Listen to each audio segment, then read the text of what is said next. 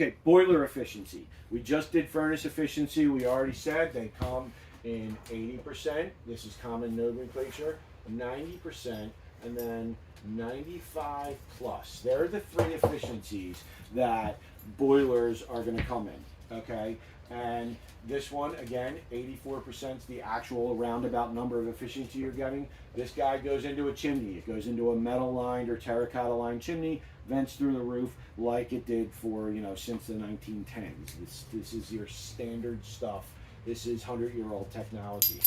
Unlike the furnaces, the 90% in boilers is actually still a viable piece of equipment in my opinion. So between this 90% and this 95% in boiler technology, you actually have quite a bit of extra components and difficulty to get this extra 5%.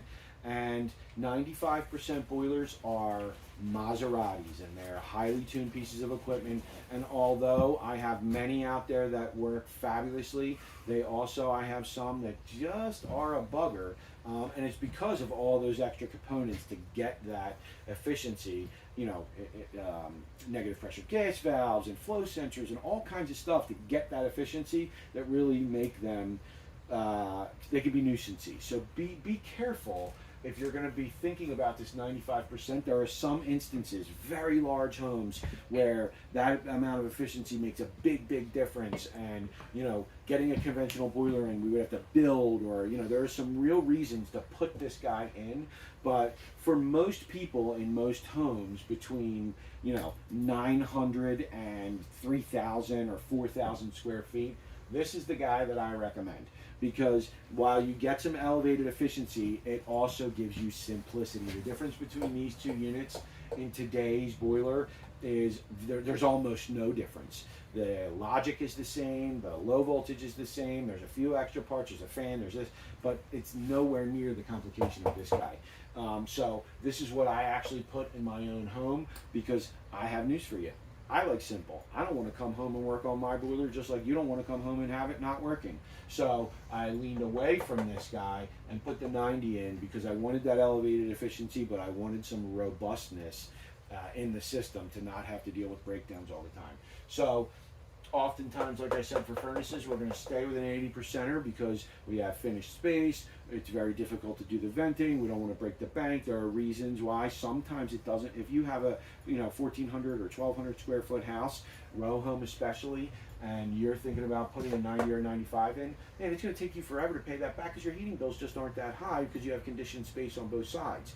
Okay, so there's a point where that 80%er still has quite a bit of value because your footprint is small, your exposure as far as unconditioned space isn't that great because you have conditioned space. Twins are also a good example of that, where you have another home on both sides or on one side. Well, your exposure is a lot less. So sometimes there's still a pretty good amount of value in putting an 80%er in, and 80%ers are quite simple.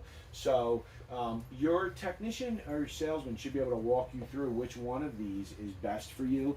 I will tell you, be cautious of the salesman that comes in and wants to sell you the next newest greatest thing that is off the charts expensive and it's newfangled and it's fancy. I am pro technology. I am a nerd for this stuff.